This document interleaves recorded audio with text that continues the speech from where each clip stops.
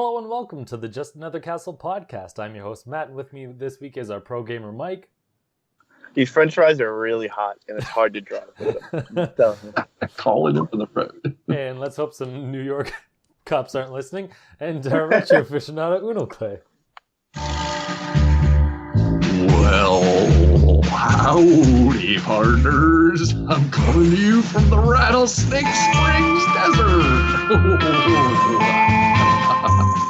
How's everyone feeling? Is that Goofy? SteamWorld Dig? No, I've been. Okay. I'll talk a little bit about what we've been playing. It's a game. So it wasn't Goofy. I thought it was like a Disney episode. Some kind of Western thing. Yeah, it's kind of Western thing. We'll get to it. All right. Been hearing that music like so much this week. It's burned into my brain. I hear it when I'm not playing the game. So we'll leave it at that for now. All right. So let's start off our week with our Game of All Time tournament. Woo! So, oh crap, I didn't write it. Last week winner contestants were Pokemon Fire Red, the remake of the original game, versus Red Faction Gorilla, and Pokemon Fire Red won out, so good on that game, I guess, or whatever. I still don't know how to introduce these. I'm bad. But, yeah, I still say if you want to blow shit up, check out Red Faction Gorilla. Well, at least a game with red in the title won, right? Yeah. On red. That was neat. That was not planned, for the record. Anyone who was wondering, there was 2 red games. I didn't even realize that. Yep, totally random. Nice. But this week, we have 2 different games going up against each other. It's Super Mario 2, the USA version, versus versus Ratchet and Clank Up Your Arsenal. For those of you just tuning in, we, the lovable hosts of Just Another Castle podcast, are using the scientific method of loud argument and clan warfare to decide our favorite game of all time. Each of us threw our 8 favorite video games into the battle arena, but only one game can win it all. Each week, 2 games will face off in a single elimination battle. Lucky listeners will get to hear us argue and vote on which game survives into the next round. It's not going to be pretty, but eventually one game will be crowned as our ultimate super duper best game of all time. And we're all going to agree about the outcome, right? If you want to see the brackets and tournament updates, click over to www.challenge.com/justanothercastle. That's challenge, like challenge, with an O. And follow the fun for yourself. Also, for our most loyal listeners, every time there's a tie in our votes, we're going to survey our followers from Twitter for a tie-breaking vote. If you want to help out, please follow Just Another Castle or the Mango Viking on Twitter, and keep an eye out for your chance to cast a tie-breaking vote in the tournament. Leave luck to the heavens!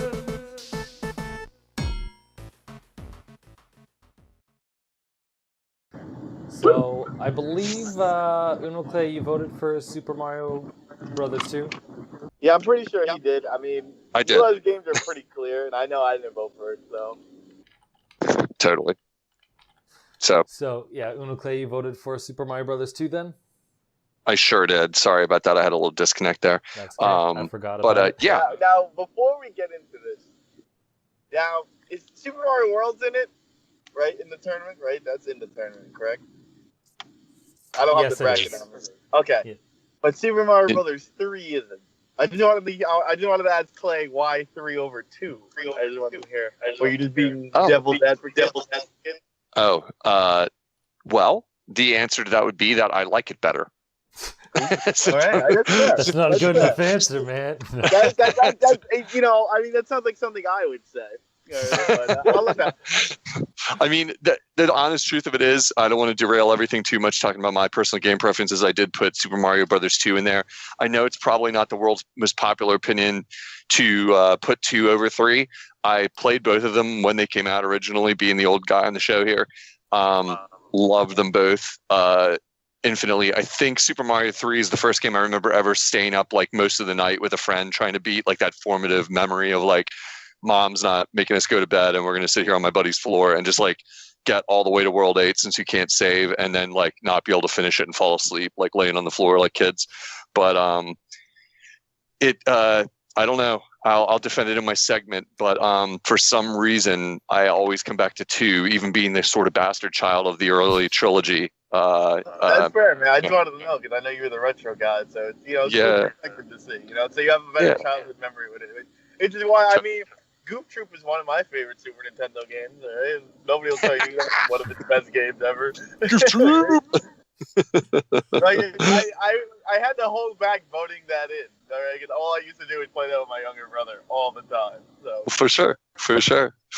I love Super Mario Brothers 3 to answer your question, but I probably don't love it on the level that like a lot of the world holds it in reverence for some reason, and I can't put my finger on why. I probably played it a little too much. Maybe that's it. I wore it out a little bit when I was a kid or something. Hard to say. Ward it out. Wore it out a little. But yeah, I don't want to talk too much and do too much on the Super Mario 2 until it's my turn to talk. So, Cool.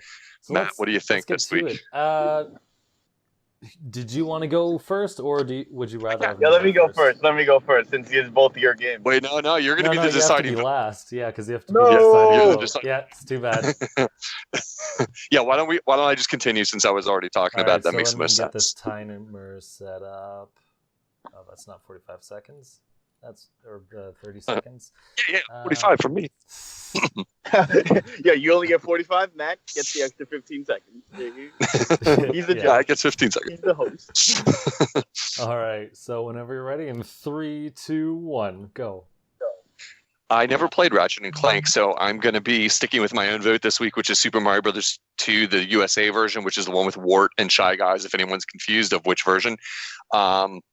I have a great fondness for the cartoony kind of colorful look of the game.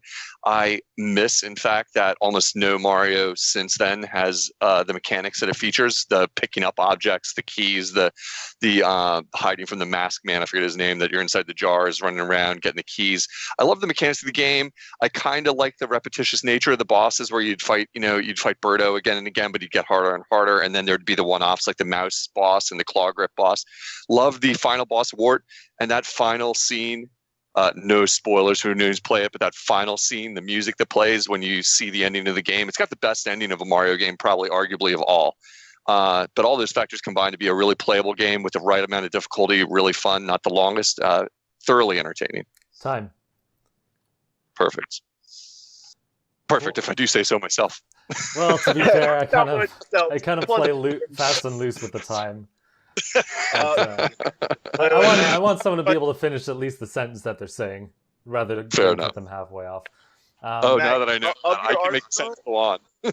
I just realized 45 seconds is a lot shorter, given how many notes I wrote. So now what I'm trying to do is, rather than say, well, I didn't play the other game, so I'm just going to avoid it entirely, I actually try to look at both games, and I mean, obviously I have my opinion, but I try to at least get some information on the other one now, because personally I just hate saying, oh, I didn't play it, and then I'll say that for like every game. Totally. I'm pretty sure it wouldn't be interesting. But oh, good lordy Lou, let's see if I can grab all this in. Oh no, he did write a speech. I didn't write a speech. I wrote down notes, and there's simply too many. Matt, it's supposed to come from the heart, damn it. It is, but I'm bad at doing things off the cuff, so I gotta write down notes. Funny that you're a podcast host. Just busted. Hey, someone's gotta take right, that mantle. No one else is gonna edit this. I'm gonna watch some videos of Ratchet and Clank while you're talking about it, because I want to do I didn't do my homework on this one. I admit I've never had the chance to play one of these games, so I want to hear what you have to say about it. Oh my gosh, I'm definitely not gonna cram this in. I'm gonna try as hard as I can. Super Mario Bros. 2 is less of a platformer and more of an adventure game like Zelda 2, and from the looks of it, it doesn't look to be a good adventure game. Super Mario 2 is specifically made to be easier as an easier alternative to the original sequel. While Ratchet & Clank Up Your Arsenal isn't amazing in terms of platforming, it certainly has difficult sections, and especially when you have to dodge an array of bullets.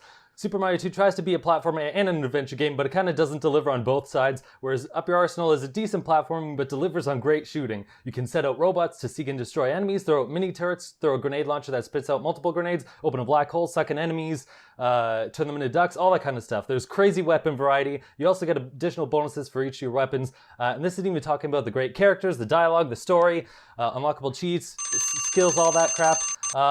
And overall, I think Up Your Arsenal is a classic video game that rewards you for playing in every way imaginable and makes you laugh while doing it. Okay, that's it. It's over by like 5 seconds, I Why- think. Why you always Yeah, gotta check It's the the other most games, words man? per second we've had in the tournament so far. I think. I mean, Mike can get a lot of words in the 30 seconds. I want to give Mike credit right there, but I don't know, Thanks, Mike. That was like an auctioneer doing it right there.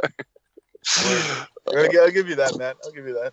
Oh my god. Eli is late, and unless Eli shows up here in like a blast from the past, like Back to the Future whirlwind of lightning bolts appearing in the podcast here, you're going to be the deciding vote here, Mike. All right. First So- time, you're, first time ever. 3, 2, 1, go. All right. Let's see. I played both games because I'm not a plebeian. Mario Brothers 2, I only played from Super Mario All Stars. While I haven't had the greatest time with it, I have had a lot of time, and I do remember playing it, which is different from what I can say from Up Your Arsenal. Where Up Your Arsenal, I didn't play till PS3 on the HD remake, and it's not even my favorite Ratchet and Clank game. However, same could be said for Super Mario Brothers 2. And now that I think about it, while Mario Brothers 2 did add a lot of stuff for integrating character-wise for each Mario game, Ratchet and Clank does have that certain, I don't know that French word. Je ne sais quoi. Yeah. Thanks, French man. Uh-oh. Yeah. Uh-oh. That that kind of gives it that stigma where it's it's something that you want something you want to keep playing. I played New Game Plus in each of those games, and compared to Mario Brothers 2, I don't really go back to it versus Super Mario World, and even the first one in Lost Levels. Damn, I really don't know what to vote for, though. I mean, both are on my back burner, to be honest, but who do I like more in this podcast? No, play. Oh, no. Don't vote that way. I don't want to beat Matt like that, bro. It's okay. I'll just kick him off the podcast. Yo, Clay's got 2 good quips so far, man. No, vote on the game. Vote on the game. Okay. Fudge, man. Oh.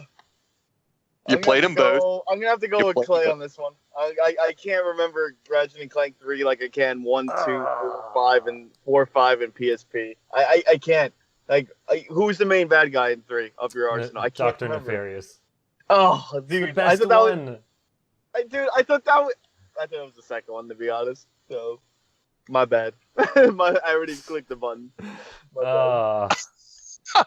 Dang it. Yeah, There's I like don't 6 know. Mario games on this list. Dang it. I No, don't that want is to true. technicality. Well, yeah, look, the thing is, for me, honestly, look, I love Ratchet and Clank, but the thing is, I didn't get into it until the Future arc on the PS3, and then when I came back to it, and then I was like, wow, this game's awesome, and then, I got to play the first 3 again, and while the first one wasn't as good, I was like, yo, this is sick, I love this game, and then I got it for the PSP, it's just, I can't remember not the PS3 ones and not my PSP one. I can't remember anything. I can't remember 2 and 3 that well. You know what I mean? I think it's a better game, than Mario Brothers 2, but I can't consider it great if I can't remember it, to be honest. Fair enough. Interesting So- reasoning. I have bad news for you as a it's guy not who's got distinct a... enough. Yeah, well, I mean, I should have just said Mario 2 is a rip-off of another game, so it's Oh, that basically that just would have a been skin. good. That would have been good.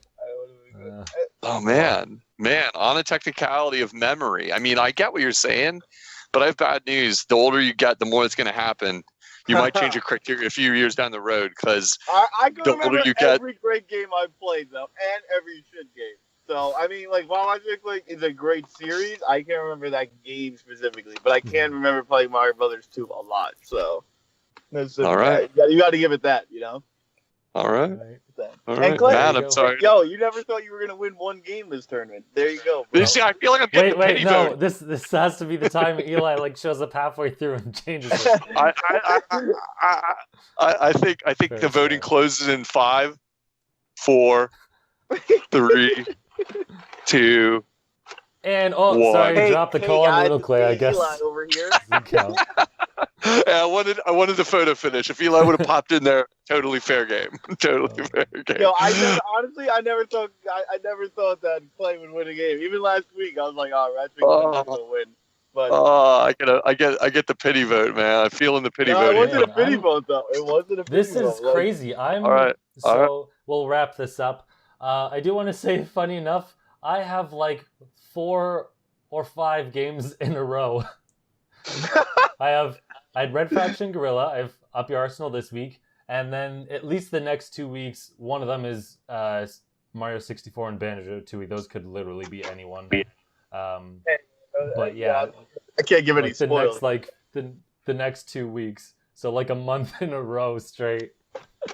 It's gonna be. See, It's gonna but, get but Matt, you gotta realize I'm gonna Clay win had to this lose because all month. Okay, He lost all month. I'm gonna win this tournament because I'm gonna have so much experience just getting prepared for all these.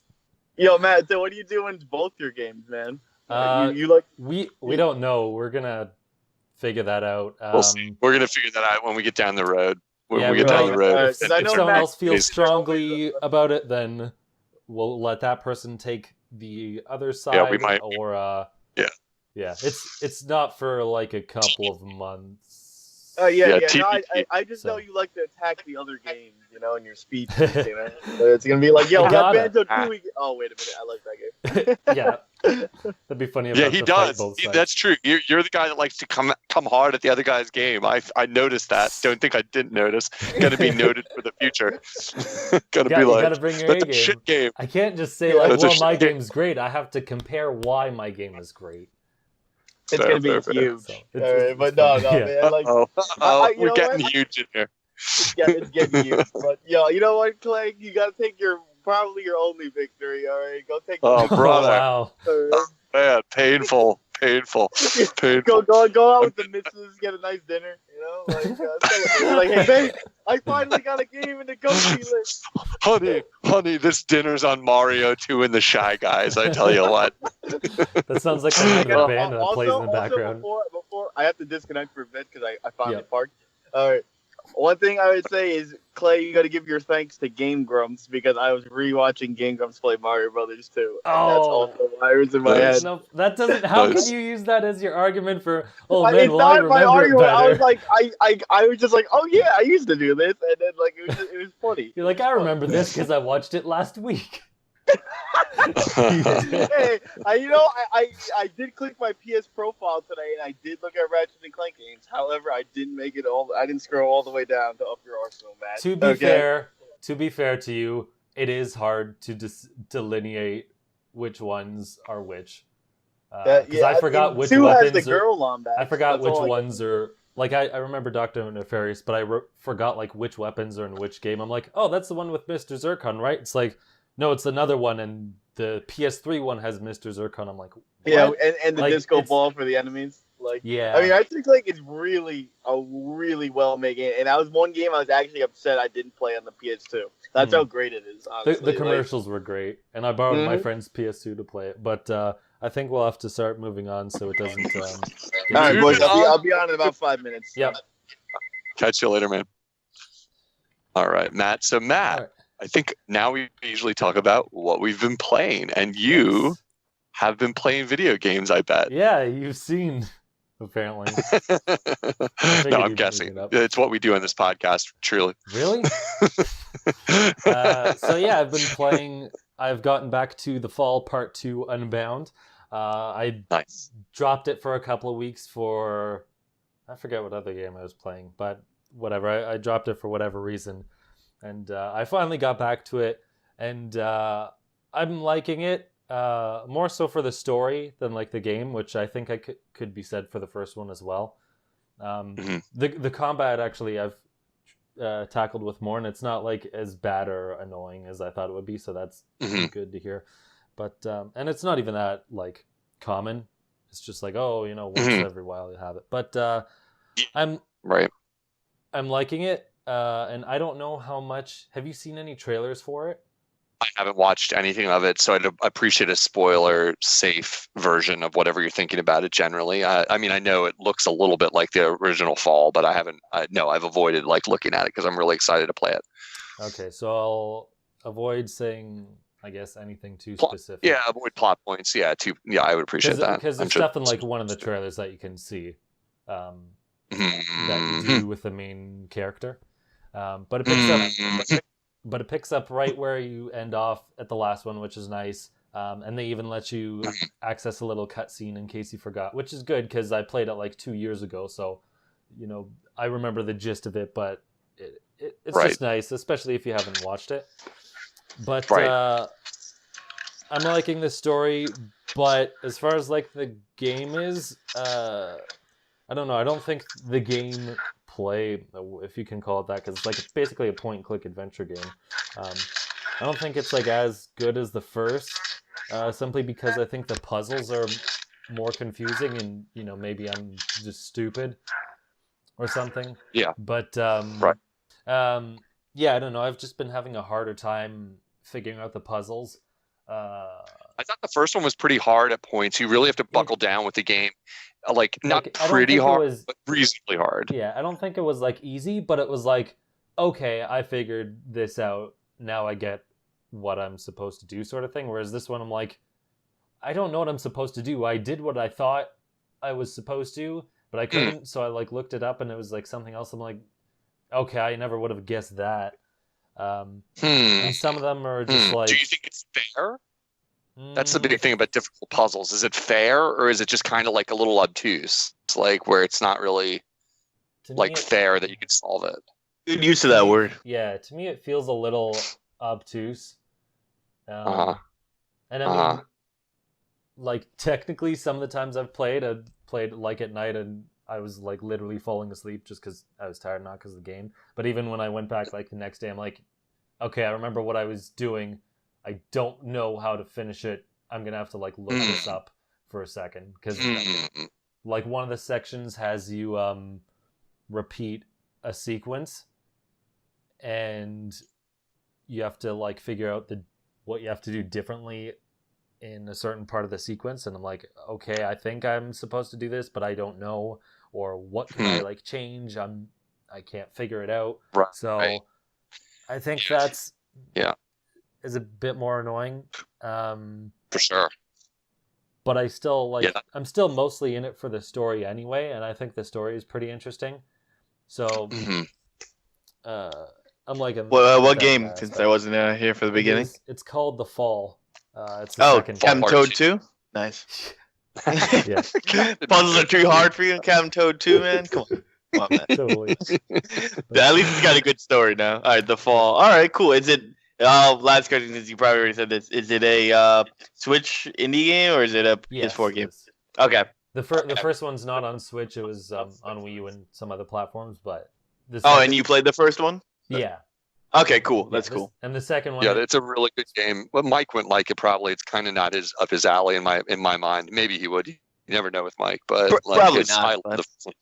It's kind of a point and click adventure game. Like kind of, it's hard to explain. Yeah, I only played one. I played that old school one, Grim Fandango or something like that. Yeah. Sure. It got like remade. So it was pretty cool. But Matt, it was free on PS. It's like an action adventure game, but it's more of an adventure game that is an action game, right? Is that like Telltale games? That's how those games are, right? Yeah.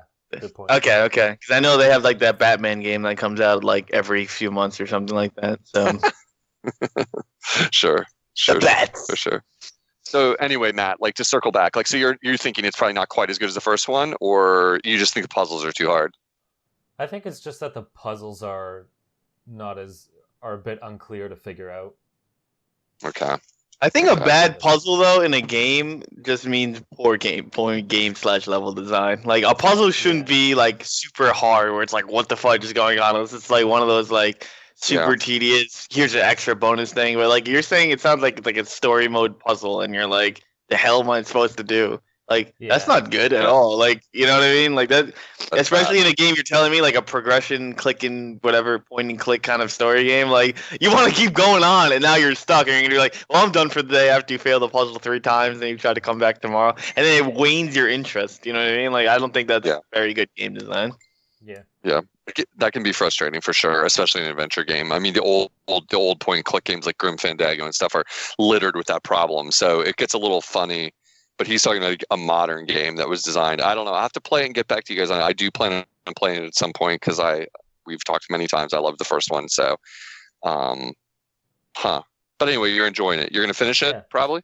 Yeah, I think I'm almost done. I think I have maybe one chapter. Just the way the story's progressing, it seems like there's about one and maybe a half-ish chapter left. So I'll probably finish it sometime this week. Okay. See how that turns out. And they're supposed to be a trilogy, right? They've said that, right? Yeah. Fall is a trilogy. So, okay. And with the way it's going, I'm not sure.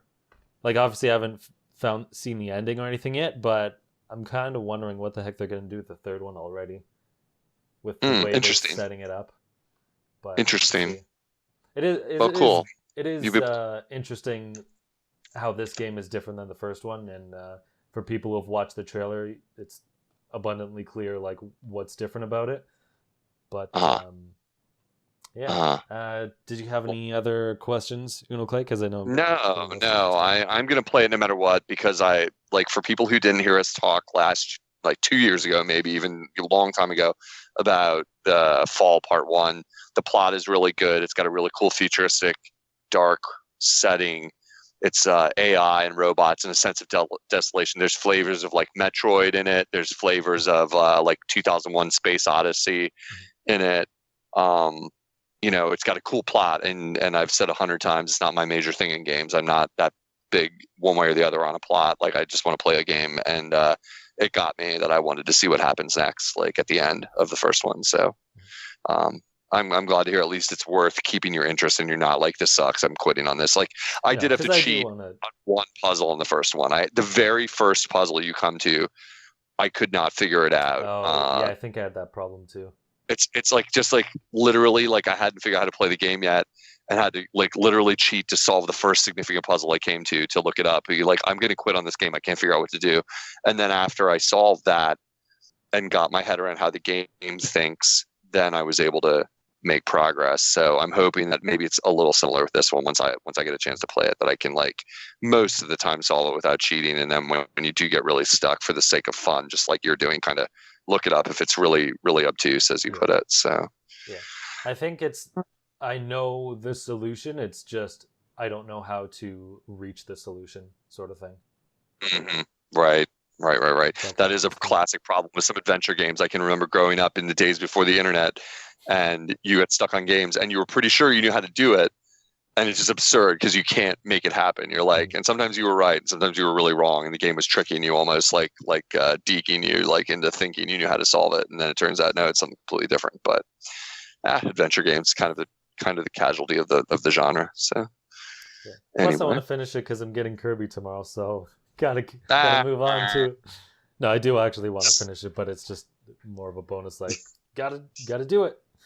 Kirby. You're a schmurby. Kirby. Mike, what have you been playing this week besides going to McDonald's and seeing how many fries you can eat? Grabbing some fries. What, me at McDonald's? Blasphemy. Right? He was playing Overcooked, man. It wasn't. Yeah. He was playing. Yeah. Okay. Exactly. Thank you, Clay. All right. Clearly why I voted. Now let's see. Besides the old Oversplotch, I have been, back and forth with some Xenoblade 2. I'm making kind of progress, but I told you guys like last week, I always play it like I'm going to bed. Let me play this. I barely go finish a side quest before I fall asleep. Damn it! Right? I'm like, man, these JRPGs are not made for playing when you go to bed. No. No.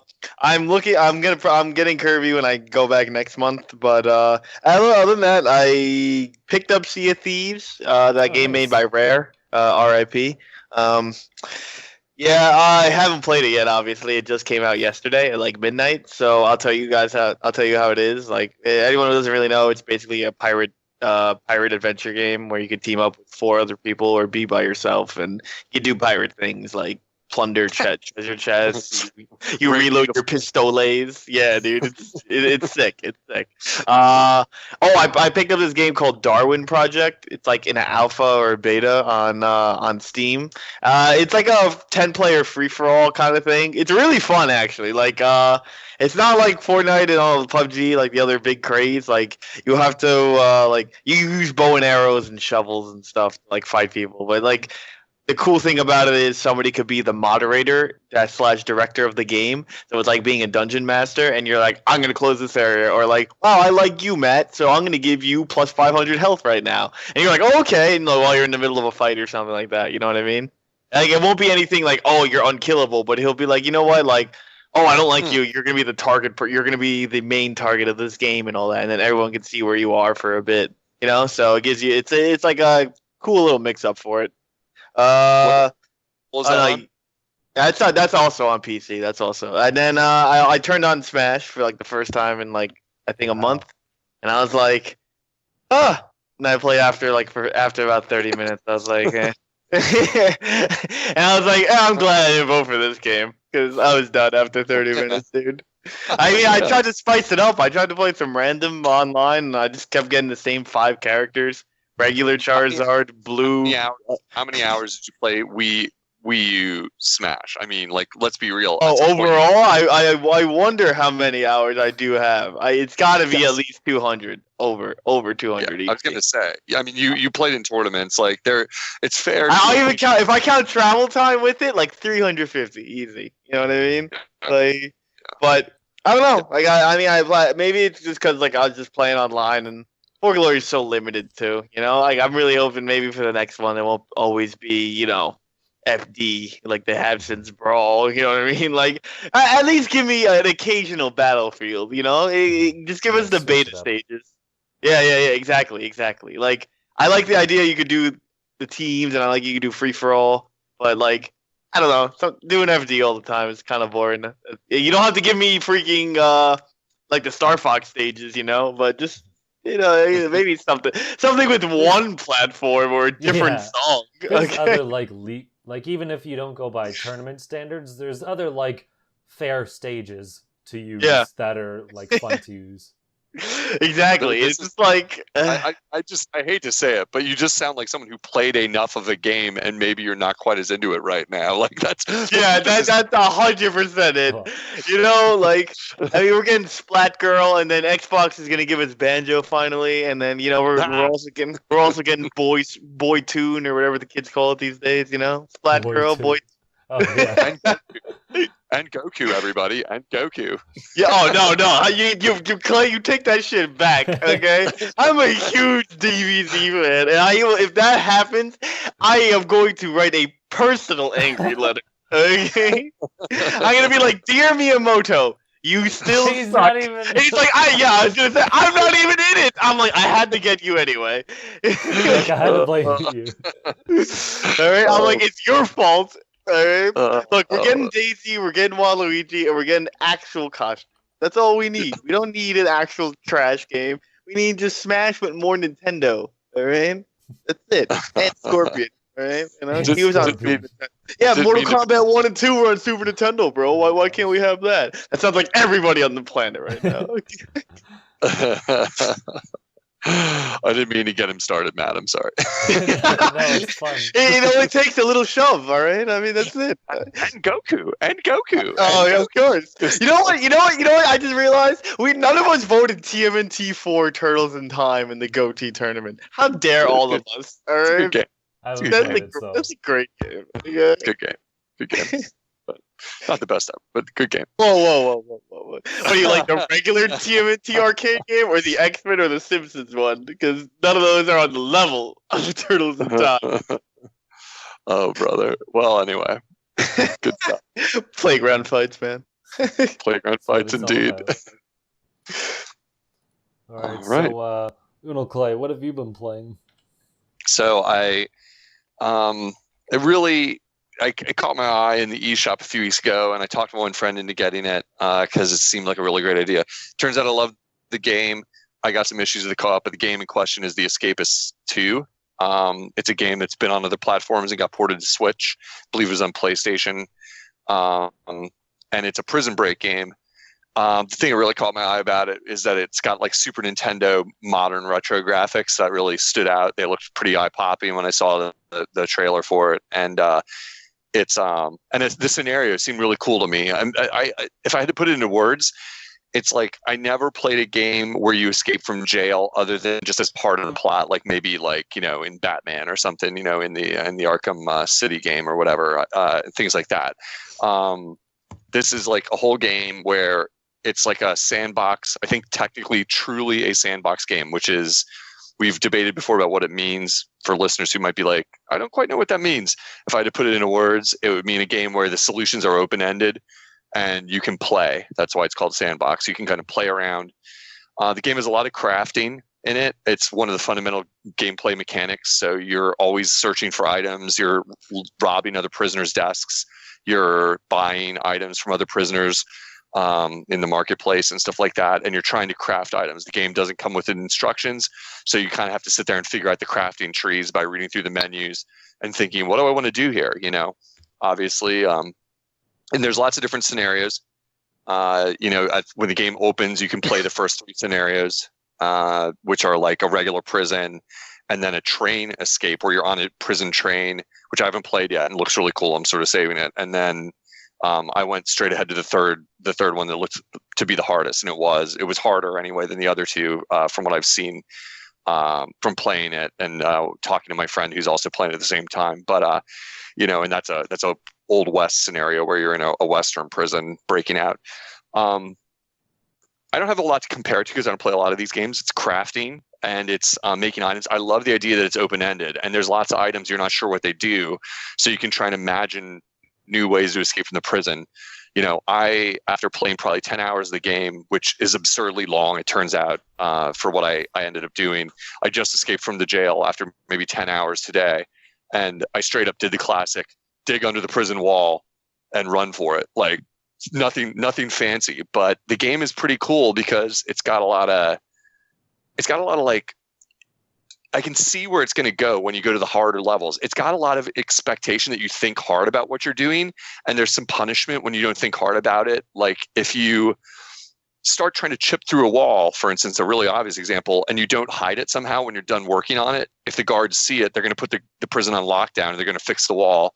If they catch you with, you know, tools on you that you shouldn't have, they're going to put you in lockdown, take your tools away, and you'll never get them back unless you're advanced and figure out a way to break into their holdings, their whatever stash room where they stash your stuff, which is, I've never even gotten that far, figured out how to do that. The game has kind of like a really interesting curve of difficulty is what I really like about it. That's kind of try to do it the easy way. Like I did. I just went for the simplest thing I could think of, dig under the prison wall to get out for the first time because I'd already played like hours and just kept getting busted at everything I tried to do. So I'm like, I got to stop trying to be fancy and crafting ladders that I'm going to like climb up the wall and then I'm going to like cut through the barbed wire and then I'm going to turn off the TV cameras and all this stuff. I'm just going to go for it. And I managed to do that. But the game's pretty addictive in that way. I just like the scenario. It's simple enough that you can get your head around it. You're like, okay, get out of jail, do it however you want. And then it gets hard because you realize, oh, I could go through the vents and like, you know, do something, or I could dig down into the basement and stash food down there and then maybe create a distraction, you know, all kinds of stuff start to pop in your head when you're playing it for a little while, but it demands a lot of time if you're not going to cheat and read, you know, online files. Like this game would not be fun if you cheat. I would say that. Maybe it would be to some people, but to me, it's like the mystery is the fun part. A good example is my good friend that's playing it separately from me. He sent me a message that he goes, just want to give you a warning without a spoiler. If you're going to use the vent systems, have an exit strategy. And I wrote back and I was like, I've been using them a lot. And I don't know what you mean. Nothing bad ever happened to me when I'm crawling around in the vents as long as you make it back for lunch and they don't notice you were missing or whatever. And he's like, and then I thought about it and then I guessed what he meant. What happened was he crawled through the vents and got to a section of the prison he'd never been in before. And then he drops out of the vent into this locked room. But he didn't bring himself anything to climb back out. So he was basically trapped in a room with no way to escape. And the vent is too high for him to climb back out. And he has to just sit there and wait until the prison notices he's locked out, like missing. And then they put the whole place in lockdown. Then they bust him. Then they repair all his damage. And he's back to square one again, just like real life would be. It's like, you dumbass, you jumped out of a vent and you had nowhere to go. You know, you had no tools. You had nothing. And he's like, yeah, I just sit there in this room and feel stupid for like 5 minutes till the game's like, you're busted. He's like, it's literally what would happen. So that's what I like about it, because you really have to think, you know, you're thinking like, what will they notice if I put a poster over the wall here and like start chipping away behind the poster, Shawshank Redemption style, or can I get away with that? So there's a little bit of experimentation, you know, things like that. So it kind of got its claws in me big time, where I'm thinking about it when I'm not playing it, kind of addiction. And that was why I played the Old West theme when the podcast started, because I've heard that theme for probably almost 10 hours this week while I'm playing gosh. that game. It's just a lot of Top tier song now. It's on your favorites. The cool thing is the reason I actually got super excited about it, and I'll kind of wrap up here, but like the reason I got super excited, there's a little bit of a disappointment in it, but when I went on the Steam forums where people were talking about the game, everybody had the same revelation with the game. It's advertised as multiplayer, and I think you can have up to 4 people online playing together. I was like, this is awesome. Not only is it a prison break game, but you can work with your friends where you're like, making a plot together, and talking on Skype, and like that's what we were doing. The only flaw, and it's understandable once you think about it, the problem is that the game, if you play multi, you can't save everybody's character. Only the host can save their character and his items. The other players are just like support characters. You can do anything you want in the game while it's live. So let's say you wanted to sit down and just play straight through for 3 hours, and you're pretty good at the game, and you're pretty confident you could escape in 3 hours, or shorter. I mean, you can probably escape way shorter than that. I'm just not good at the game yet, so I'm still learning the ropes of like what the strategies are. But if you have to quit like a normal person, your characters, you can level up your character in some minor ways. It's not that difficult to do. It doesn't take that long to level your character up. Like you have to kind of go to the gym and do workout challenges to like make your character get stronger, and you have to like go to the library and read books with like other kinds of challenges so that your character gets smarter so he can craft better items. But you can't save that. Like you can't save your stats. So it's not as deep as like an RPG where that would matter, but it does feel a little like, oh, bummer. Like, because they just said, well, look, the what I read up on some comment on Steam, like, think about it. That's the problem. The only way you could make it work for multiple players then would either to be allowed the game to be just broken because people would be so OP, they'd be dropping in and out of games and breaking it for the other players, or to make it so that you could save a game with all your characters in, but you could never play it unless all of you were there at the same time to join. So they it's kind of hard to explain, but it makes kind of sense when you read about it. The way the game's laid out, it's like fundamentally what you have to do is, my friend and I, if we play together, we just let him save the game, and I just hand him any items that are valuable that I've crafted or I've found, and like before I log off, and then he can save them in his stash. And all it really means is the next time I join the game, I have to buff my character back up again by spending a little time doing like farming some XP for my character or whatever real quick. So, but it's neat. It's recommended if it sounds attractive to you. You probably like it. It's kind of an it's really good handheld game. I'll say that. It's got great graphics, both on handheld and off. It looks like a Super Nintendo game, like a really, really pimped out, beautiful looking Super Nintendo game, basically. And like I said, it's great for handheld play because like I was playing it while I was doing the exercise bike. The one day I was doing it like on the train I was taking. It's almost ideal because it's not the kind of graphics that are going to matter like Zelda or Doom or Mario when you're going to put it on the tiny screen and you're going to lose some resolution. This is like it still looks amazing. So, good travel game, I'd say, definitely. So, cool. Any questions? Anyone seen this game before? No. I've been watching the gameplay. It looks pretty cool. The area seems small enough that you can get familiar with to some extent, but also big enough that you're not going to just find everything in like 30 seconds either. Like you have definitely a decent not. size room to play with, and I'm sure there's like a bunch of different. It looks like there's a lot of things you can interact with, so it's not just something you're gonna. I mean, I don't know, unless you're quick and you don't really pay much attention, but it looks like you're not going to just be able to go in and like, 5 to 10 minutes later, you're like, I know everything in here.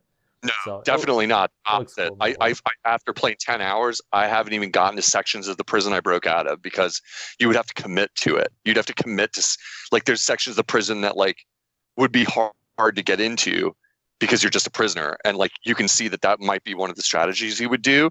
But like, all I can do is see them on the map, like where the guards live or like the guard towers and stuff like that. It's like, why would I try to go there? I'll just get killed, like, so you're like, well, I'm going to try and stay in the shadows and like hide, kind of idea. But the cool thing is I think after I finished the scenario I was in, after I finished the Old West scenario, I was looking at the menu and it looked like I could continue my game from wherever it saved right before I finished. because it's just an autosave type game. It's not like manual save or whatever, like with different files.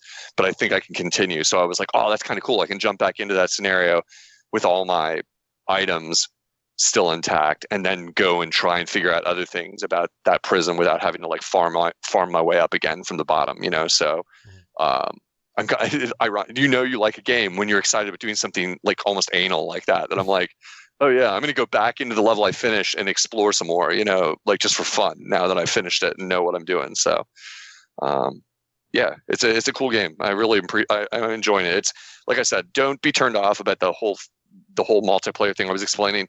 It's still pretty cool. My recommendation to a new player for the Escapists would be, or Escapist 2, I'd say play the easiest scenario by yourself and have your friend do that too. And then join up for the harder ones once you both have a pretty good idea of how the game works. Because we kind of made that mistake of jumping right in together and then being like, what the hell is going on? Like, oh, we got to craft all this stuff. And then we're just like both running around doing stuff and talking on Skype, but not really working together, which is fine. It was fun, and you're in the game together, but it's not like you're working together. It's just like, it's just like, hey, you're on Skype talking to each other, being like, yeah, I'm over here in the prison, I'm looking at this guy, or whatever, it's like, oh, I'm over here beating this dude up, or whatever. And it's kind of fun, but you won't make much progress. That's just what we discovered. It was like we both needed to spend a lot of the time on the game by ourselves and put our time in and figure out the ropes. So okay. Yeah. Cool. So I think we'll move on to news and stuff. Out of nowhere, Nintendo dropped a Nindies Showcase today, which I didn't even hear of until earlier today. Hey, today's the 20th? What? Yep. Today's oh wow, yeah, I knew there was a show on the 20th, but I had no idea what day today was. Oh, awesome. So I guess that answers if Mike saw anything, which is clearly no. But I think there's some pretty cool games in here. I definitely love to give a shout out to Mark of the Ninja because I don't even remember how long ago that released. That's a long time ago. But I played it on Steam years ago when it came back, 2012. Wow, geez, 6 years ago. But yeah, Mark the Ninja, if you like stealth games, definitely pick it up. Well worth it. It's awesome. Right. Yeah, I didn't remember that one either when they showed it. I did watch the Nindies Direct today, and the name sounded familiar to me, but God knows we've been overloaded with like game announcements and things in the last several months. So I wrote some. Was Mark Ninja part of their original Nindies showcase that they had? No. No. No, I think all of these are all new. Like I don't think I've seen any of these in any previous one before. Okay. All right. Because I was struck. I would only ask what you've been playing if I saw that you were in the chat, but my document probably covered your face. Eli's here. I'm quite offended. I didn't get an intro or anything. Well, let me spoil for you. Mario Brothers 2 beat Ratchet and Clank. Does this mean he gets to vote now? No. Dude, it's closed. Oh, he missed the vote. Come on. The polls are closed. Come on. The polls were closed, the bro. whole episode, man. It's fine. I missed the vote, but I would have voted for Mario anyway. So. Oh well.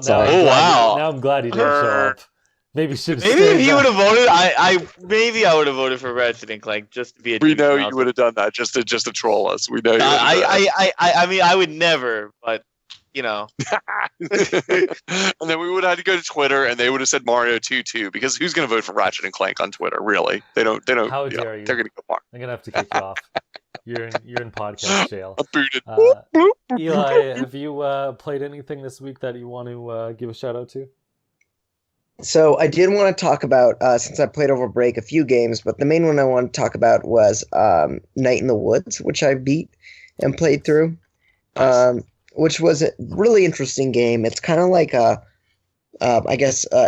adventure game, but it's not too puzzle-based, It's more just kind of like a narrative-based game. Now, it's kind of one of those weird things, and when I was talking to Matt about it when we saw each other in Canada, I was like, it's one of those games where once you're done with it, you're going to be happy you played it because it was like a good experience, and it's got this real nostalgic feel. It's about, I guess it's all animals, so I'm not going to say a girl that comes back from college, but I guess a cat that comes back after the first year from college and decides to stay home, and it's really strange because it's a game about mental illness on one hand, but it's also a game about just like the whole experience of coming back home after leaving and not seeing things the same way as you did before. So it's kind of interesting and actually kind of relatable in a way. So it was a really interesting experience. And for that reason, when I was done, I'm like, wow, I'm really happy I played that game. But it's weird because on the like moment to moment side, it's not super exciting. It's at times even kind of boring. So it's just a really interesting experience. And I feel like books are sometimes that way, where sometimes they're really exciting, but sometimes they're not. And you're still like, when you finish up reading, you're like, wow, I'm really happy I read that. The game is kind of similar in that way. Nice, dude. I remember hearing of it. I don't know much about it though. Interesting. Cool. Why is every game themed off an illness now? Like Celeste and all this other stuff, and I mean, it sounds interesting. Like I haven't heard of Celeste it. is less so. And if we're gonna get into this whole like game theory type of thing, like I personally believe that, like movies, games really have the capacity to put you in experiences that you might not otherwise have, and it's why I really appreciate games with that mix good gameplay with good stories. Because some games, for example, portray minorities in a really interesting way, and in a way that I wouldn't otherwise experience, because obviously I didn't have that experience growing up.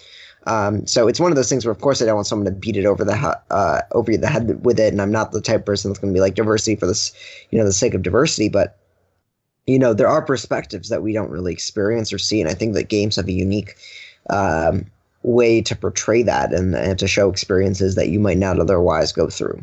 That's pretty cool. I like that. Thanks, game theorist Eli. New intro. So I played that. I mean, Mason and I played a little bit of Kirby, and she enjoyed that a little bit as someone who isn't a gamer at all.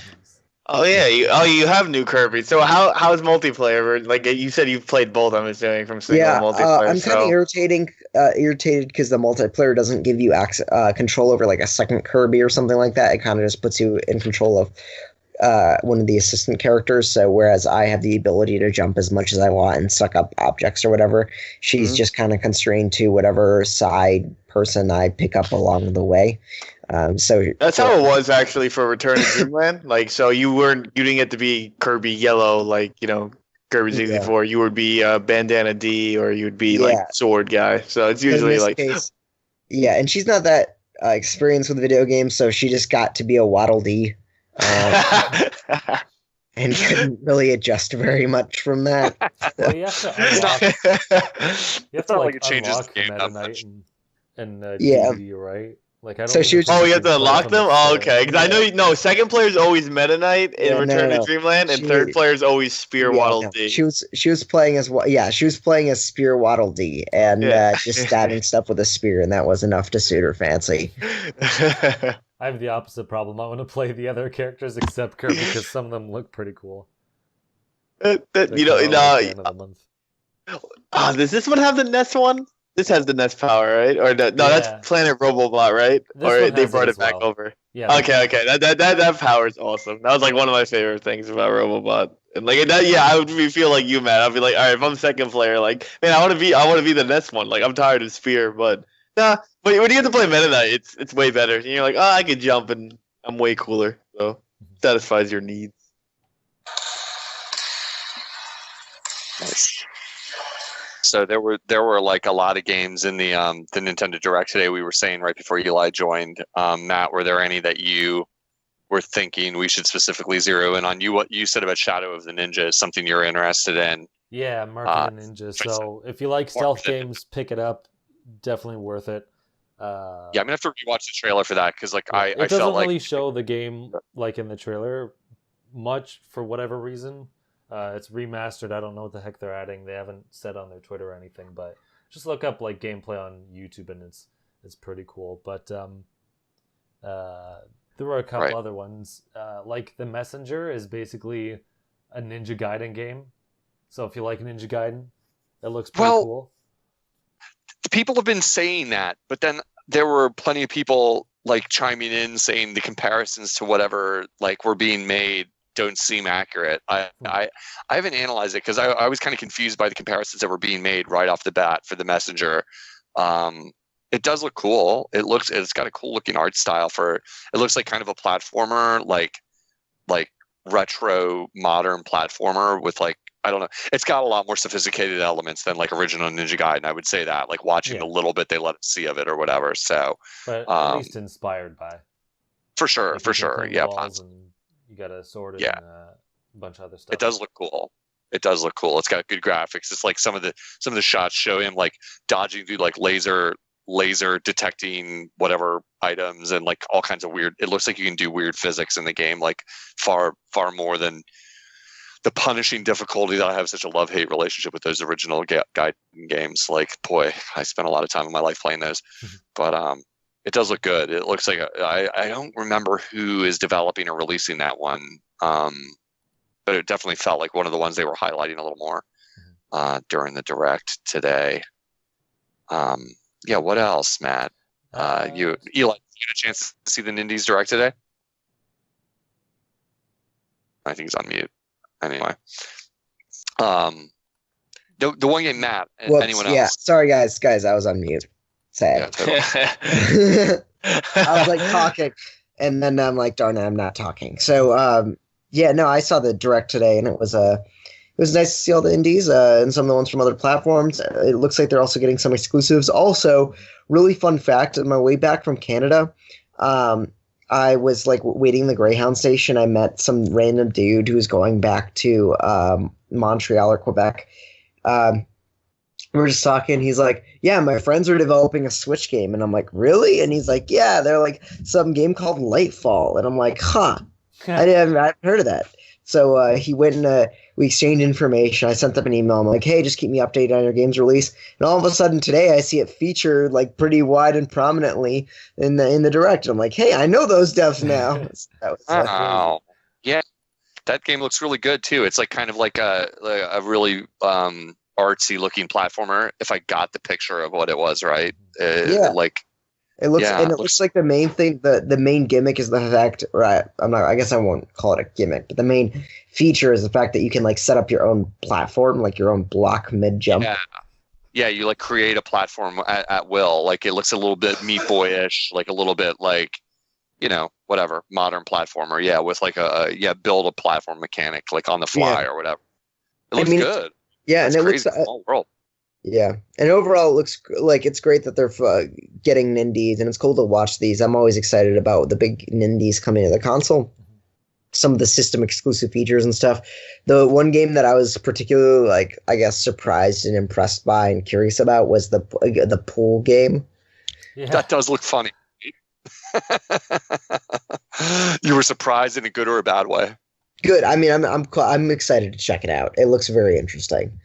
It looks really silly. For people who didn't see it, it's like a cartoony physics game where the way they explain the goal is to get a pool ball into a socket, but it looks more like they said. I think they said it's from Adult Swim games. Like I'm assuming they mean the Cartoon Network production company. So they actually make a lot of indie games. They made like Rise and Shine, which is pretty prominent. And it looks like it's made from not Adventure, the regular show. Like the art style. JG Quintel had a part in it, or no? No, I don't know. It just looks like it. Okay. The characters look similar. Like it's basically Pops. The pool guy looks like Pops. Yeah, it does. I've never watched regular show, but it does have a very distinctly Cartoon Network-y type style to the art, and it looks funny. It like you have to like use physics. It looked like to like aim and shoot characters around the screen and push a character. It's hard to describe. Watch the trailer. If you're listening to this, you probably saw it, but it seemed quirky enough to fit perfectly on the Nintendo platform. Like that was my first reaction to it. It's like, oh, it looks cute. That was a cool one. It's funny you brought that up because it's one of those games that normally we would overlook at this point. I mean, the big two games that we haven't mentioned of it, I thought felt like Garage. Seemed like they were pretty front facing with that game, talking about like, well, we can't even show you stuff. And then the game Luminous seems like it's pretty famous. I think the music director behind it's a fairly famous music director. And it was like the most famous Vita game. Oh, it was? Okay. That's the running joke. Oh, is that I explain the context? Like, I mean, it was like I know Vita was a relative flop, but like, why would Well, that's like one of the reasons for like a long time the Switch was like, wow, it's just a Vita because you can take it on the go, play the console games on the go, and then it's just a ton of indies. And so now this has like come full circle by putting the main Vita game, Luminous, on the Switch. That's actually pretty funny. Even Vita works for Switch now, though. Even Vita works for Switch now. That's great. Yeah, I know the name of that director or that music director because I think he's fairly notable, right? Like he did another really big game with prominent music design, and I'm not thinking of what it is off the top of my head. Something modern or relatively modern, like last generation maybe. I can't think of it, but I think the games have a fairly big music focus, right? So I just never played it, so I was unfamiliar with it. I didn't know if you guys played this Luminous game ever. Any of you guys ever seen it, played it? I've heard of the name, but sure. I think I'm confusing it with like another one for some reason. With Luminosity? I think that's the name of the other one. Check.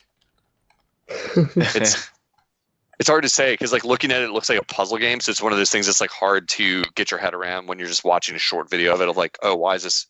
Yeah, is Owlboy out yet? That's actually an indie game I was looking at. Owlboy. Okay, the physical one's coming out later. I'm assuming then, right? Or like a limited time, like physical for it. I heard something along those lines, but all right, Owlboy is out. All right, because that was a game I was like, this looks pretty interesting. Like I like sky adventure, like platforming with guns. Man, the times have changed when even Mike comes around to playing indies. I'm just feeling it. I remember a year or two ago. Yeah. Like hey, I'll play I'll play a few, but I ain't like you and Matt, you suckers who spend like $1 bajillion on indies. Like I'll max out at 3. All right, you guys are like, yo, did you hear about Indo Dev Con? I'm like, what? They're like, yeah, man, you can play Apples and Oranges, the game, and I'm like, oh wow, all right. Mike. I was like, I can enjoy my Mario Party that should be being worked on right now with my online VC integration with Mario Party 1 online. A man can dream. Take a look, Mike. Take a look when you have a chance. Take a look at the trailer. Not even if right now. Take a look at the trailer that they released today for Fantasy Strike. It's a fighting game. Probably an indie, technically. It was featured in the Nindies Direct, so you make the call. But Fantasy Strike. All right. Well, it looks like it's a PC game. But one thing I did notice about the thing was they had Hyper Light Drifter out, and I played that. So like a year and a half ago. It's similar to that game that people when the Switch first came out, they had like an indie game. It was really popular in Japan, and it came here. It's like something Eco. I can only remember the last 3 letters, like IKO. Like if anyone can remember, it'd be that's it. It's something like that. Yeah, and when you get to choose one of the 3 girls, one's a swordsman, one's a Now, Hyper Light Drifter, people were calling that like a ripoff of Hyper Light Drifter, even they use the same background models, but I enjoyed my time with Hyper Light Drifter. I think it had a great soundtrack. I thought the game was a bit short, but I always that's my problem with every indie game. Like I find them too short. You know what I mean? Like it's not satisfying for me to beat them, but I do like if you're looking to pick up something on the go, like of a more adept Link to the Past, essentially an action RPG that's top down with a really good soundtrack. I'd say pick up Hyper Light Drifter. You're probably gonna like it. So it's only gonna be like 15, I think, or something. So, but that's what console is that on? Is that on Switch? No, it is coming to Switch. It just got announced. Oh, it's today. coming. Okay, all right, gotcha. Yeah. I think maybe this summer. Like I was just like I kind of skimmed it, but I was like, oh look, Hyper Light Drift.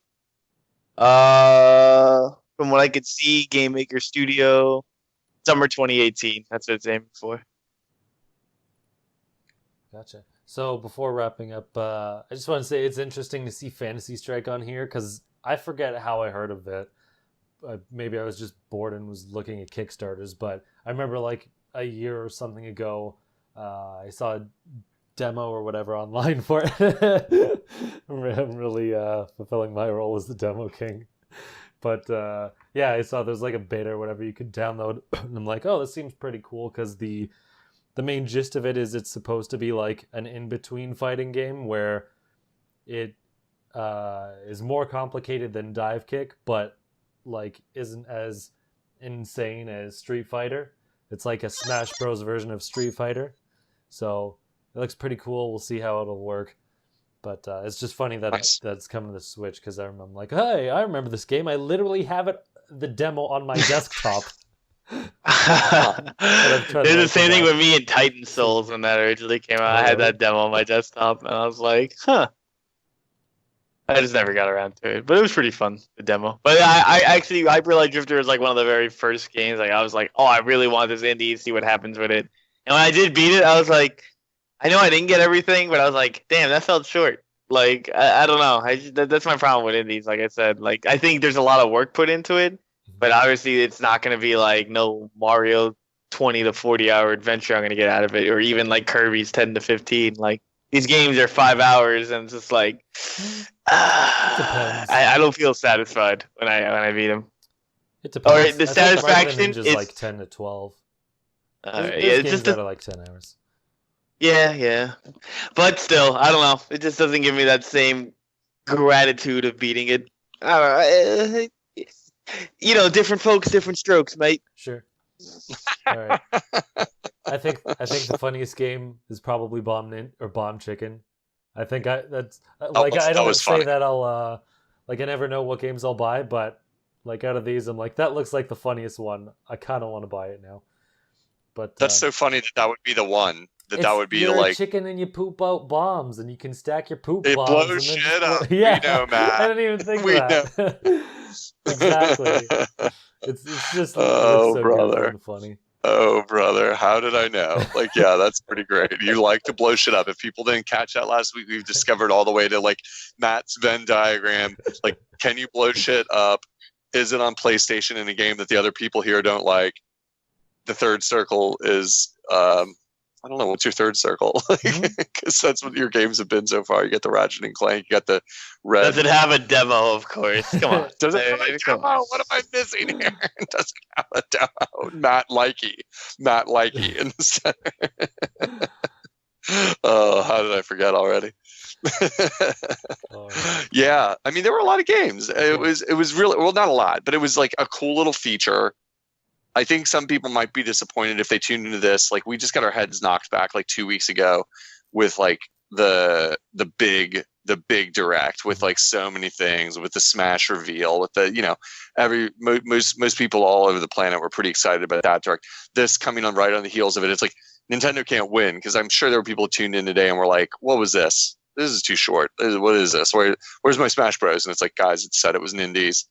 It's not huge, well, but it doesn't matter. Where's my Smash Bros? All right, it's weird because we got like a Nindies Showcase at the beginning of the year, and then we just got like a direct, and then we got this again. It's like, what the heck? It's weird. Yeah, but, I mean, I liked it. It's like a little commercial, and they could do this a lot. Oh yeah, they could do this a lot. Like, why wouldn't they do this a lot? Like, I mean, look how many games are flooding onto the Switch. We need this editorial selection almost, because how are you supposed to keep up? I mean, even the major websites are having trouble keeping up with like reviewing even a percentage of the good indie games that are showing up on Switch, and or the smaller games, not even necessarily indie, the just stuff that's not as prominent AAA Nintendo featured is getting buried. I mean, my friend that we did the interview with for Membrane, as I already talked about, he said that's his biggest challenge that he's facing, is like even getting the word out from under this huge pile of games that are like flooding onto the system. So them doing this kind of thing is helpful, at least in the sense of them saying not quite the Nintendo seal of quality, but here's stuff to keep your eye on, to make your own decisions. In some cases, I'm not even sure that they know that the game is good yet. They may have seen early builds, they've seen partial builds. But you got to wonder, like, what's the decision making process? Are they just like deciding themselves, or how is that go? Like, are there people literally internally helping, doing beta testing at Nintendo, like with bills that are getting sent in from these devs? It's like, because there might have been 10 games today, and God knows, like every single day there's like 2 more games that we hear about coming to Switch. So yeah, it's almost difficult to keep track of. So I'd be all in favor of them doing this more often, because it gives you a chance to really zoom in and narrow our focuses on like just the library. It's just out of control. It's impossible to keep up with. I personally feel so. Yeah. All right, so we'll move on to probably the last thing. I know Unoclay is itching to talk about Splatoon 2. Oh yeah, I'm kind of surprised. Yeah. What about you? But what about you? Yes. We missed it last. Yeah, we did. So I'll just say what they showed a 3.0 update, which has rank X, which is if you're crazy like Artsy Omni, and apparently S+ isn't good enough. There's another rank. There's more gear and stages and all that stuff. But they showed off single player DLC where you can play as an Octoling. It's $20. Comes out in the summer or something. I forget. I didn't actually write down the release date. Somewhere around there. But yeah, after you beat the single player, you can actually play as an Octoling in multiplayer, which is pretty cool. And something people have wanted since the original game, because since they data mined it in the original one, they've been waiting. So it's finally coming around. Right. Yeah, So. people had suspected that they might release that you could play as an Octoling, like one of the villains. Yeah, that's right. I never understood that desire. It's like, who cares? Like, to me, like it's not like their stats are going to be that different or anything like that in the game. I wouldn't think, but I mean, cool. Cool. I'm down for it or whatever. Like, what were we saying last week, Matt? After the call ended, actually, we were kicking it. I recall, it comes to mind, I like the idea that finishing a single player mode would have some meaningful content unlocked, like, rather than just a hard mode. That the idea is finish this DLC and then you get a substantial reward, which is a whole new avatar / character / whatever. Like, maybe different stats. I'm not quite clear. No, like, just to be clear, in the DLC, we don't think you play as an Octoling, right? You play as a regular squid. You do? Yeah. How do you know the difference between an Octoling and a squid kid? I don't get it. The hair. What's the difference? The eyes aren't one black piece. They're separate. They show show off what an Octoling looks like, and then they show them playing in the single player. So the Octolings just are the ones with the squids for a head, right? Okay, that's what you're saying. Like, they don't have regular hair. That's it. Well, yeah, that and like the eyes. It shows technically different clothing, but you could probably just put those on anyone. Yeah. I guess I've never quite appreciated the difference, because like all I know is when you fight the Octolings in the single player version, it's like they're just faster and harder. I never even get a good look at them because I'm blasting away and trying to dodge them. It's not the character design isn't so radically different that I've ever like taken great notice of it. I'll be honest. Like that, I'm like, okay, well, I know when it announces there's Octolings in this level, I better watch out. It's like I'm going to have NPCs gunning at me rather than just like your standard enemies that are like really obviously like different. Like they don't look like ink, humanoid forms or whatever. Like, so. But I'm glad, hey, if people want it, and that the fact that it'll unlock something when you finish it, like I said, that's kind of cool. So, yeah, go ahead. I was just going to say, well, is anyone else interested in this DLC, or you're going to pass on it? I mean, if I got it, you think they would do a complete edition of Splat Boy 2? Probably not. No. Damn. No. All right. Not right now. Just wondering. Yeah, this is going to be. I think this is going to be the first paid content Yeah, under the paywall, like or when they release the the DLC service. Like, did they say when this is coming out, Matt? Do you recall? No, Mike. I don't know if that's your TV or something, but It is. Okay, yeah. Thank you. No, I couldn't. It doesn't say. I don't the recall trailer. they said when it comes out. Yeah, I think everything else just said like. I forget, but it was insinuated at least like maybe the end of this the summer or something like that. I mean, I can say for me, it's going to bring me back to Splatoon big time. I'm definitely excited. But Eli, I guess my question would be, I get the sense Matt's somewhat interested, right? Like you're somewhat interested in it. You want to like consider getting it, right? Yeah, I'll buy it. I think that the standalone packet's got enough content to justify buying it. I was kind of irritated that it was shown off as like, just because there were so many other DLC remakes, whatever's in the direct. That's what irritated me. But standalone package, yeah, I'm thrilled it's coming out. I'll be happy to play through it, and I think it's well worth the $20. It does look good, right? It looks exciting. Like it looks like a mission mode. And I like the platforming in Splatoon. So absolutely, I'd be happy to. Yeah, me too. I think the platforming single player campaign in Splatoon isn't quite underrated, but it's almost, because the multiplayer mode is the main feature, so you tend to forget about it unless you're thinking about it.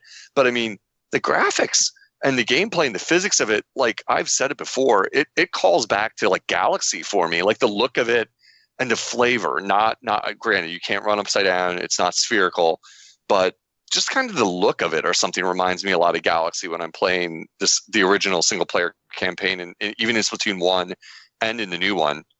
I think it verges on underrated just because of how much it's overshadowed by the multiplayer. And this looks like a new version of single player, maybe with like some kind of like campaign story mode almost, or something like some, I mean, what I'm trying to say is like the single player mode in 1 and 2 that we have now, it doesn't feel very directed to me. I know they tried to put a story into it both times, like I don't really tend to remember what the story is most of the time when I'm playing it. I know in this one, I've never finished it in the new one, in spite of enjoying it a lot. I'm working my way through it here and there when I pick it up. I know it's like the one sister's missing. Okay. I can get my head around that as a story, not being a story guy. I get it. I'm supposed to figure out what happened to the other sister or something like that.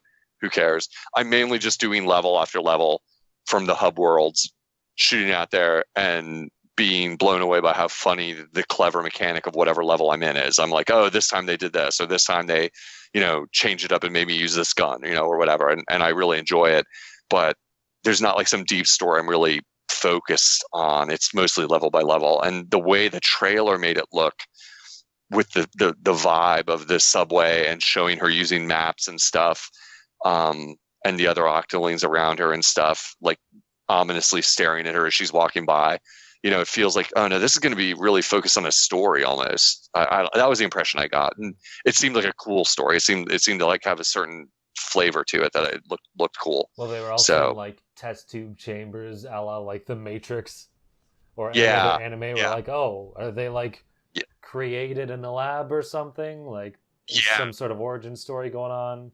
So it looks like there's some mystery to it, which looks pretty cool. Good call. It does look very Matrixy when you look at it, because the whole subway motif, harkening back to like at least Matrix 1 and 2 with the subways and like and underground like trains and stuff like that. I didn't even put that together. You're right. Phone. I just realized. Like a. Oh, it's okay. Well, okay. It's not a phone, but it's like a speaker with like a thing you can pull off, like a really old phone, like original phone thing. But and there's Matt, I think you nailed it. I can't believe I didn't pick up on this before. I am a self-confessed watching it while we're talking. No, I am a huge Matrix fanboy. I am unabashedly a Matrix fanboy for all 3 of the movies. I know how bad 3 is, and that parts of 2 are pretty awful, but I adore those movies in spite of their huge flaws. They're huge, horrible, ridiculous flaws.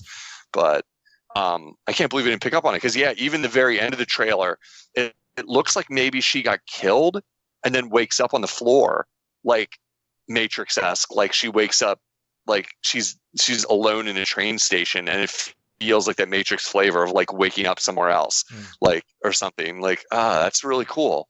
Wow, I'm even a bigger fan now. I'm buying this day one. Splatoon plus the Matrix. I'm in. We'll see it on the blog post. We'll see it on the internet blog post later. He'll be like, guys, I found the connection. It's deeper than you think. I think I'm more interested for it that sense, because I think like the levels in the game, the single player, were like decent, but I wasn't really like crazy for it either. So I don't know if I'll get it, but I mean, story wise, it looks a lot more interesting, and that might get me in more than anything else. We'll see. That's cool. That's cool to hear. That at least like 3 of us. I mean, Mike doesn't even play Splatoon right now. I think someday Mike. I was gonna say, but Mike, someday you'll get into it. Maybe, who knows? It seems a little. Well, one day. Yeah, like, but I mean, I want to. It's not like I don't. For sure. It's core Nintendo. You really should. It's like I definitely should. Yeah, but I mean, it's like but the 3 of us that do have a bit of more interest in it currently, it's good to gauge the general reaction that the three of us are all like, yeah, I'm going to buy it probably, maybe, for sure. Like, I mean, we're ranging from me and Eli saying, yeah, we're definitely buying it, to Matt saying, you'll probably buy it, you know, so that's a generally good reaction overall. So that's good on them. So cool. Cool. So I think we'll wrap it up there. You can find me at the Mango Viking on Facebook, Twitter, YouTube, and Source Gaming. And Eli, where can people find you? You can find me on Twitter at Paulo Salon. Find my writing at NintendoEnthusiast.com, although I've been doing it with less frequency. But yeah, follow my Twitter because I complain a lot, and that's really what you're here for, I'm sure. Exactly. You come to me for the Amazon complaining. You go to Eli for the political complaining. You go to Mike for the game complaining. Of course. And then you go to Clay for the you know the balance us three with happy thoughts, man. No, the feel good. Yeah. Guy. You want someone to love you for who you are. Clay's there for you. I'm happy, guys. I love you all. That's funny. In real life, I'm nothing like that. All right, Mike, where can people find you? All right, guys, you can find me at TroyFB7 on Twitter, or you can find me at Gaming Night Live on also Twitter or YouTube. Thanks, man. All right, and you can also find him at McDonald's, apparently. Of course. I mean, when it's dinner time, I mean, gosh, would you expect me to cook on a day I'm tired and lazy? I just finished finals, damn it. I don't need any more brain power, even though I cook with a cookbook. Fair enough. Unoclay, where can people find you? I've got a YouTube channel up now. I really got to focus. I have so much going on right now, but I have the interview I'd mentioned with a developer of Membrane up on my YouTube channel, and some other gameplay and other stuff I've archived. Other stuff coming soon. That's Unoclay Gaming on YouTube. And I'm on Twitter. I'm Unoclay_Switch, and I like to be proud and say that I am not someone who will flood your feed. I post like 1, maybe 2 things a day ever. So there you have it. Right? Feed flooded. That's it. Cool. And yeah, a lot of people actually checked out your interview on our podcast feed, so good on you for that. Nice, man. So wherever you're listening, you can find us at Just Another Castle on every platform on the internet. You can hit us up with your questions or your interest at being a guest at Just Another Castle, or me directly at the Mango Viking. So until next time, leave luck to the heavens and leave gaming to Nintendo.